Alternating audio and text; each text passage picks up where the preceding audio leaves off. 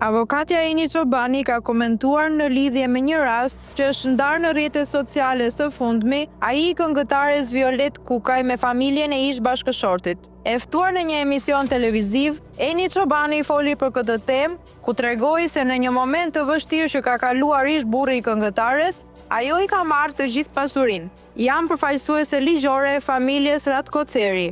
Unë jam me bashkëshortin dhe përfaqësuese nënës së tij.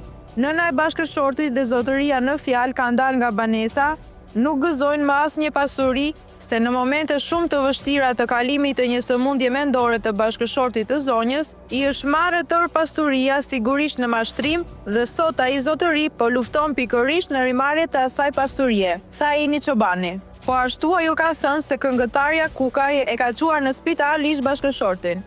Nuk ka fituar asgjë. Gjyqi që ka fituar ka qenë një gjyq penal, ku zonja ka shkuar ka denoncuar bashkëshortin, i cili i kërkonte asaj një ribashkim familjar, sepse është nën efektin e një sëmundjeje të rëndë. Ajo jo vetëm që nuk e ka vërtetuar faktin se bashkëshorti është i sëmur, por e ka çuar vetë me dorën e saj në spital dhe i ka nxjerrë raportin, tha Çobani.